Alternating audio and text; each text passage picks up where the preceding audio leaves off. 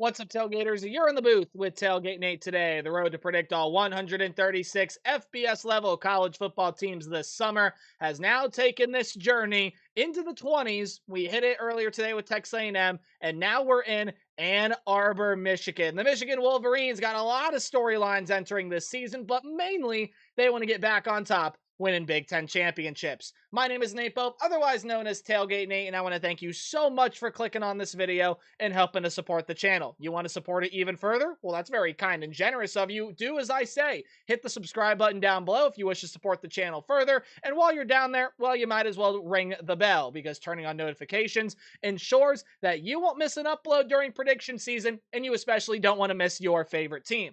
I am a sports media graduate delving into the professional world of sports media. If you want to see all the cool stuff I do in that realm, while also getting updates on what goes on this very YouTube channel, please give me a follow at TailgateNate29 on Twitter or X, whatever your preference to call it, and Instagram, as well as even emailing me, tailgatenate29@gmail.com. Thank you so much for supporting me in the channel, however you may be doing so. With all that said and done and out of the way, Sharon Moore is your head man for the Michigan Wolverines. I know there's a lot of off-the-field stuff going on. We are going to push all of that to the side for the time being while we look at the roster, in which case your offense is going to be over here and your defense is going to be over here. And then afterwards, we are going to go ahead and take a look at the Michigan football schedule. I'll give it a game-by-game preview and prediction, tell you what I think about the Wolverines this season. Again, I know there's a lot of off-the-field stuff going on, but this team is very, very exciting entering the 2025 season. They got a lot of exciting talent entering this program,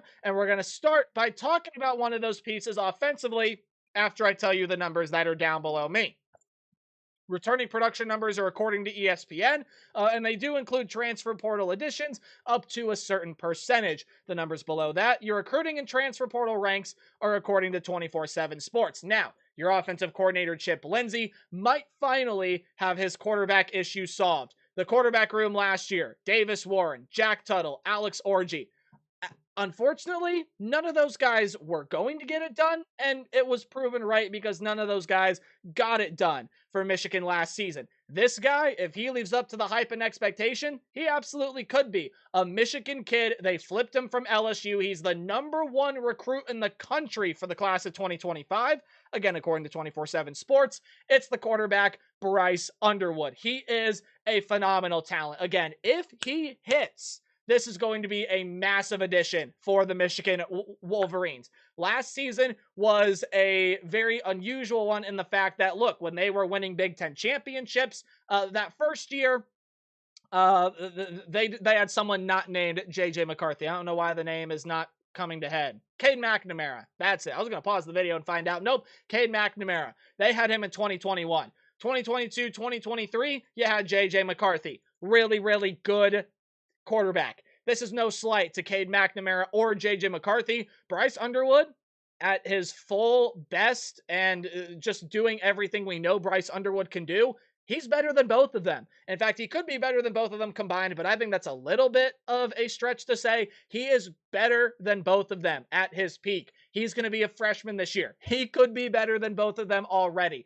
He is, again, one of the more hyped quarterback products I remember seeing in quite some time. He's going to be a really, really good player, and the Michigan kid playing for the Maize and Blue, staying in his home state, I think going to have a really good season. Again, if he hits, the Michigan quarterback qualms come to an end. Your running back duo, those, we look at the talent surrounding the quarterback room and the skill positions. Kalel Mullings and Donovan Edwards, both now going to be playing on Sundays. Mullings, 948 yards and 12 touchdowns last season, while Edwards, 589 yards and 4 touchdowns.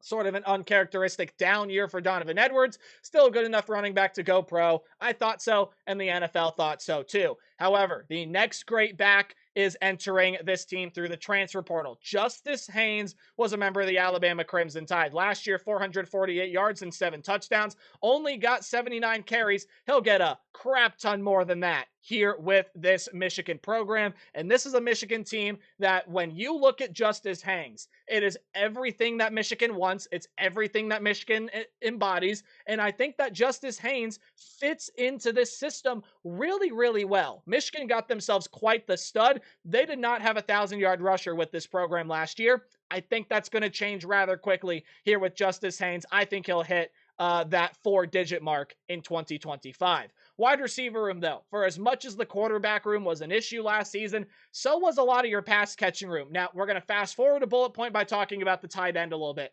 Colston Loveland is now a Chicago Bear, a top 10 pick in the NFL draft, was really good throughout his time at Michigan, to say the least. Leading receiver last year in all three major categories, 56 catches, 582 yards, and 5 touchdowns for Colston Loveland last season. He is gone. You're also going to be losing a guy by the name of Tyler Morris. He is no longer with the team either, but you do get some solid enough pieces returning here. Starting out with the tight end, Marlon Klein is that next man up. Had over 100 yards last season and 13 catches, no touchdowns for him. That's sure to change with how Michigan likes to utilize their tight ends in 2020, or just in general, but Marlon Klein will be that guy in 2025. Wide receiver room. Well, you're going to have some fairly exciting pieces return here. Frederick Moore, Samaj Morgan, Peyton O'Leary. Those are all experienced guys that are going to be returning to this Michigan wide receiver room, and you get a couple of transfers in. Donovan McCulley, big year at Indiana as a wide receiver in 2023.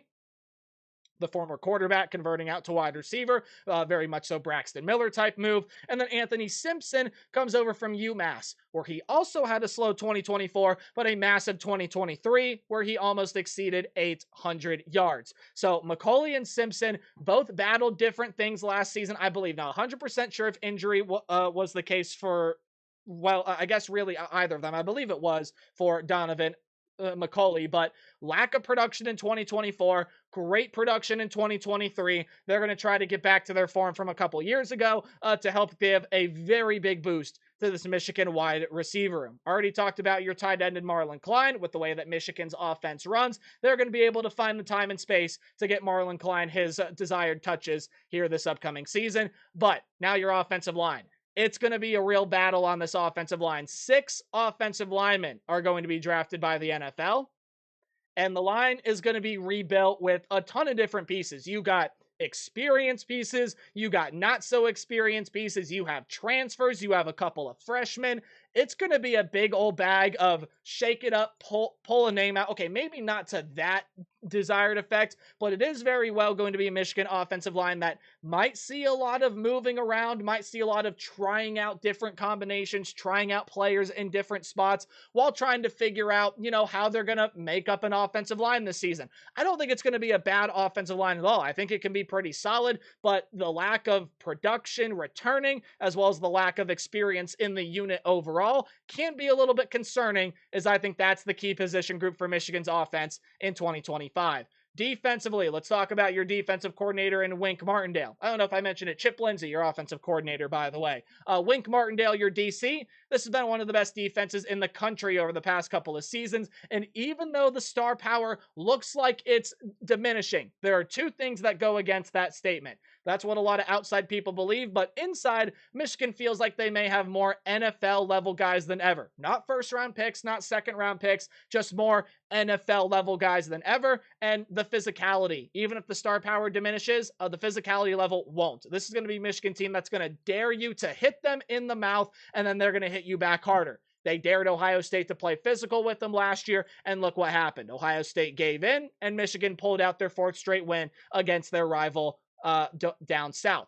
Let's talk about the talent that's on this team. You're losing a ton of stud defensive linemen, a couple interior guys in Mason Graham and Kenneth Grant that had plenty of sack production for this team last year. Mason Graham was actually a top 3 tackler for this defense, had 3.5 sacks.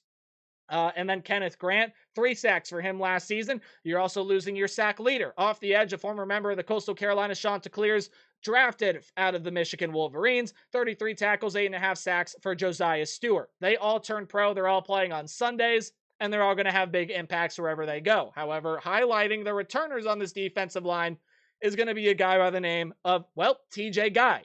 TJ Guy will be coming back, and he is not only a guy, he's a dude, and he's an NFL-level talent. Had 5.5 sacks and 32 tackles last season. That's some really good, solid production. You do as well have a couple transfers in Trey Williams and Damon Payne entering this room. Now, according to ourlads.com, they are second stringers, but they could very well be starters, as you do have a lot of good talent still coming back, according to ourlads.com, to start for this defensive front. Trey Pierce, Rayshon Benny, Derek Moore, among some other names. But again, at the very least, those two guys, Williams and Payne, will provide some good depth and have good production for the Wolverines this season. Linebacking room, let's talk about it. Ernest Hausman and Jayshon Barham, where'd they go? Nowhere. They're staying right here. Top two leading tacklers on the Wolverine defense from a season ago. From Hausman, the former Nebraska Cornhusker, 89 tackles, 2 sacks, and an interception. Barham, 66 tackles, my apologies, 1 sack, and 2 passes defended a season ago. I have no trouble with the linebacker room this year. It was great a season ago. It's going to be great again in 2025. And they got a lot of really good pieces. You even want some depth pieces? Well, you get Jimmy Rolder, who was your third leading tackler out of the linebacker spot back. Jaden Hood is a senior. This is the linebacker room in the entire two deep built of seniors. Yeah, it's going to be a really good linebacking unit for the Wolverines this season, but the secondary does see its plethora of losses, most notably in Will Johnson. Had a lot of injury issues and battled a lot of things last year, but still, when he played, was one of the top corners in the entire country, and deservedly so. He got drafted by the NFL. A lot of other guys are going to be leaving this defensive backfield as well. Makari Page, he is going to be gone. You also are going to be losing some other pretty solid players there in that backfield as well. Most notably outside, I believe Amir Hall also going to be leaving this defensive side. Yes, he is. But you still got a lot of really good talent in the secondary returning. Rod Moore at your short safety, Jair Hill at corner. You have Brandon Hillman, you have Zeke Berry, you have Josiah Edmonds sitting right there behind Jair Hill. And then the Metcalf brothers, TJ and Tevis, are transferring in from Arkansas. They both play nickelback. That's what they'll play for Michigan here in 2025. Now, the special teams room did get a little bit of an overhaul as well, as Tommy Doman, for whatever reason, has decided to pack up stuff, and he's now a punter with the Florida Gators, but Dominic Zavada is going to be remaining a constant, a guy that is a lights-out kicker. The former Arkansas State Red Wolf lit it up at Michigan last year. He'll do the same thing again in 2025. This is a team that I have a lot of confidence in. Bryce Underwood, if he hits, everything for this Michigan offense is going to be less one-dimensional. It'll get a little bit more unpredictable, but this is still a Michigan team with Justice Haynes that is absolutely going to pound your face in every single opportunity that they get. And even though it looks like the star power is gone defensively, yeah, there's still a ton of good talent, especially in that linebacking room. Michigan was 7-5 last year. Can they do a lot better than that this upcoming season? Well, you're going to find out my thoughts here pretty shortly, as this is the Michigan 2025 football schedule. But before we dive on into predicting this, we got to talk about the numbers that are right here below me. They are courtesy of FanDuel. They are updated as of recording this video, and they are subject to change. However, this is just some context as, you know, for how good the odds makers think the Wolverines are going to be this year. The odds makers, well, say pretty darn good. Plus 1,100 odds to win the Big Ten Conference. I do believe that is fourth in the conference behind, well, of course, the big three, Ohio State, Penn State, and Oregon, and it is. Michigan quite a bit behind Oregon, but still the third best odds by a long mile to win the Big Ten Conference, and plus 4,100 odds to win the national championship. I do believe they are in the top 12 in odds of that specific category. 8.5 is their win total. Do they exceed it? And can they get back to a Big Ten title? Well, let's take a look at the schedule and I'll tell you what I think. Now, this is a Michigan team that is going to be without Sharon Moore because of a self-induced suspension against Central Michigan and Nebraska. He will not be coaching those two games, week 3 and 4. I don't know. That's just exactly what they decided to implement and decided to put forth. But it also will lead Sharon Moore to coaching against his alma mater, Oklahoma, which is the game we're actually going to talk about first. Yeah, because New Mexico loses a lot of talent this year. Devin Dampier, a big one at quarterback, and just no, New Mexico's not beating Michigan, especially in the Big House. But then you got to go on the road, and you're going to be playing a really tough cookie in the Oklahoma Sooners. John Mateer, he's coming over from Washington State. You want to know who else is? Ben Arbuckle, his offensive coordinator, as well as, or sorry, no, I thought they had someone else coming over from Washington State. Yes, oh no. Sorry, I thought they had a Washington State wide receiver come over. I am mistaken. They do not have that. However, they do have a lot of good transfer portal pieces entering in there as well to pair with Dion Burks, who does come back. Apologize for the weird quell. I had like a massive brain fart while recording this video. Hey, it happens sometimes. But anyway, John Mateer coming in, Ben Arbuckle coming in. Lots of good wide receiver transfers. You have Jaden Ott coming over at or from Cal as a running back. And I think John Mateer is going to really quickly prove why he is in the conversation for one of the top quarterbacks in the entire country. Was amazing at Washington State last season. This is the defense that returns a ton of really phenomenal pieces. Dominic Williams, Kip Lewis, Kobe McKenzie, Eli Bowen, Peyton Bowen, Gentry Williams. I think Oklahoma's going to be able to get this one done. I think Oklahoma at home in Norman is going to be able to pull off this win against the Michigan Wolverines. It's going to be a really tough environment for Bryce Underwood, especially as a freshman, to be able to handle. I don't care how talented you are. The jump from your most raucous high school environment to going on the road against a Power 4 opponent in the SEC nonetheless, in your first collegiate road game, yeah, that's going to be really, really tough, even for a guy as talented as Bryce Underwood. And I think you're still trying to figure out a lot of the pieces. I think that defensive line at Oklahoma can get through this offensive line at Michigan. I think the Oklahoma offense, especially with John Mateer at quarterback, is going to be very dynamic, and Michigan could have a hard time, scoring the football, at least at the start of this season. I like Oklahoma a lot this year, and I think they do beat Michigan in week 2. Now you are without Sharon Moore's self-induced suspension, not related to any other off-the-field issue or investigation going on with this program right now, but it won't matter against Central Michigan. They're going to go ahead and beat them. And even when they were without Jim Harbaugh, it didn't really seem to matter too much when Jim Harbaugh got suspended. I don't think it's going to matter a whole lot when Sharon Moore gets suspended. I think they have a pretty darn good system in place for things like that to happen. But that being said, you're going to go on the road and play the Nebraska Cornhuskers up next. And Nebraska is a team that, look, you look at Matt Rule's tenure. Year 3 at Baylor, massive jump. Year 3 at Temple, massive jump. This is year 3 at Nebraska. They broke a long streak and made a bowl game last year. I think it's only the start. Now, it might be a little bit of a slower build just because, well, he's not in the American. He's not in the Big 12. He's in the Big 10. You got to get through a ton of heavy hitters, but make no mistake, Nebraska's going to get better this year. Some really good pieces out of the wide receiver room in the transfer portal. Dane Key and Isaiah Hunter. Emmett Johnson's going to be that full-time RB1, which is really good. I think he was the most talented option they had back there. Dylan Raiola is going to take a big step, I think, in his sophomore season. Defense, especially that secondary, is going to be really good. And again, another tough road environment for Bryce Underwood and company. I think Nebraska gets this one done, and Michigan suffers their second loss in 4 games. It's not too great of a start for the Michigan Wolverines. And look, you get a bye week now. You get to settle down 2-2. People might be scratching their head and saying, look, man, Michigan's really disappointed so far this season. But then you get to come back home in the big house and play Wisconsin. This is a put up or shut up year for Luke Fickell, it feels like. I think a lot of people in Madison like Luke Fickell, but they're starting to get pretty impatient with the way things have panned out. I thought things would work out better for him. They just haven't done so, and I don't think things are going to get better for him as it relates to this game. I think Michigan going to be a little bit too physical in what probably is going to be just a really physical battle between two teams that love to punch you in the mouth. Wisconsin has done that for however many years, and a defensive-minded head coach in Luke Fickell, he's done the exact same thing. They got to get that offensive talent sorted out over there, and for that reason, I just don't think they're going to be able to beat Michigan, as the offense can probably start to hum up to this point.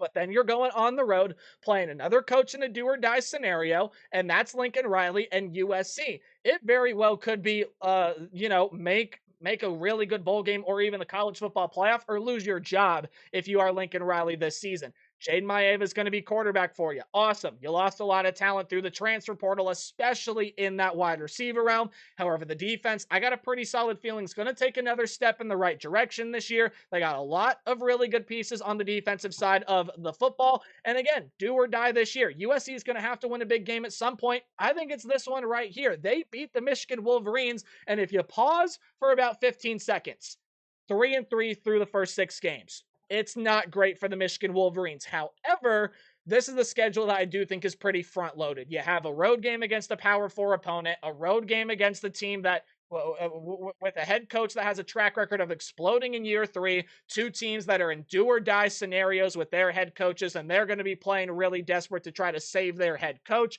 Head coach going to try to save their own head. Wisconsin and USC there as well. I think the schedule gets a lot easier in the second half for you. It starts out with Washington. Now, it doesn't get easier. I said it got easier. I didn't say it got easier right away because I still think Washington going to be a competitive bunch this year. Some good transfers coming in. Demon Williams is Demond Williams, my apologies, is going to be playing quarterback for you again. I think he's going to take another big step in the right direction.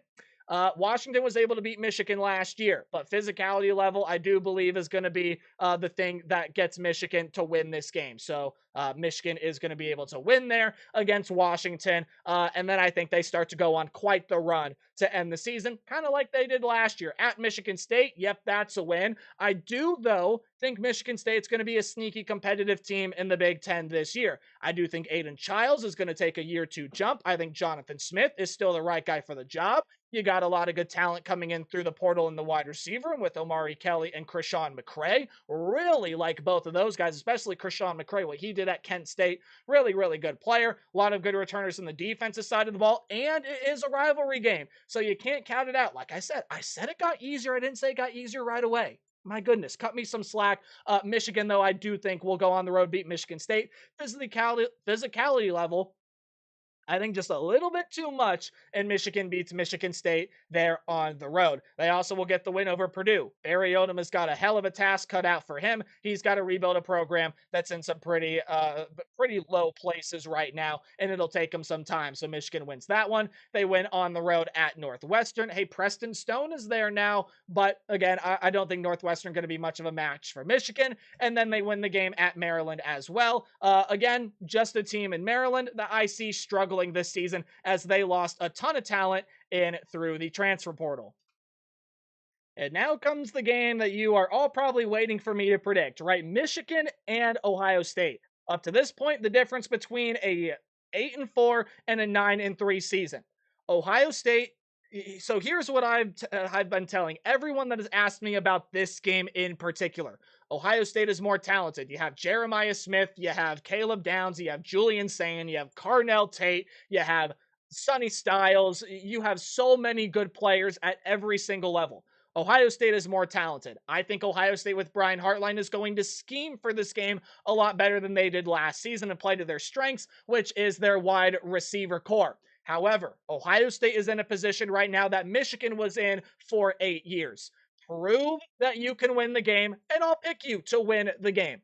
I just can't pick Ohio State to win the game right now. It's probably a mental hurdle for Ryan Day. Again, I think Ohio State's going to scheme and plan a lot better for this game than they have in previous years, but they were a lot more talented than Michigan last year. They still didn't win the game. I think if Ohio State plays really good football, they should be able to beat Michigan. But for the reason I said earlier, I got Michigan beating Ohio State this year. If you're Ryan Day, prove to me that you can win the game, and I'll pick you to win the game. So with that all being said, Michigan finishes off this season 9-3. I think even if you lose that game to Ohio State, then you probably beat Nebraska or USC on the road. Regardless, I think Bryce Underwood maybe won't have the impact you quite want him to have in year 1, which is getting you back to a playoff, compete for national championships.